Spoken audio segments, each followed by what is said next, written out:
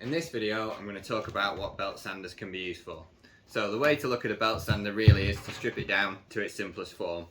So all a belt sander is essentially a motor, the body of the tool, and you have two cylinders here, two rollers with a belt in between. So basically all it is a sanding belt that rotates round in a certain direction. These belts that normally you can buy for your belt sander are red oxide sandpaper, which is really hard wearing stuff. So most of the time when we're using a belt sander we'll be working on wood, but these sanding belts are actually good enough to deburr metal or just put a little chamfer on metal as well. They're very strong. Obviously mainly use your belt sander on wood, but there are occasions when you might just want to take a sharp edge off the metal. You can actually use a belt sander for that as well. Normally the simplest use for a belt sander is just to sand up a piece of wood.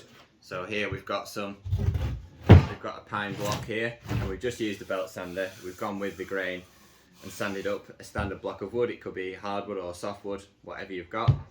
You can use your belt sander on the top surface to give it a nice smooth finish. What some people might not know is you can actually use a belt sander on the edge of the wood to give yourself a slight chamfer. Belt sanders are also really good for sanding flooring, where you've got two boards that connect to each other. If one board's slightly higher than the other, or they're slightly stepped where they join, a belt sander is really good at removing that step.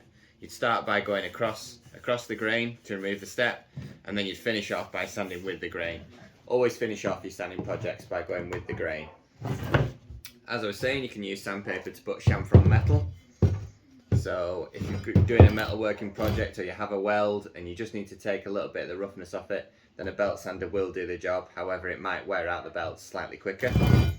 Another use for your belt sander is if maybe you've got some varnished or treated or finished wood and you're wanting to strip the finish off to refinish it. A belt sander is a great first choice. You'd normally use your belt sander for removing the bulk of the finish, and then you would probably switch to an orbital sander for the rest of the restoration process. Belt sanders are quite good at removing surface finishes, but you also do need to be careful because belt sanders are designed to remove material. And if you don't move the belt sander and you leave it sat in a specific place, it will create a hollow. So whenever you're using a belt sander, always keep it moving for best results. And just be aware that your belt sander, while it's generating dust, is removing material. So you only want to use your belt sander where necessary.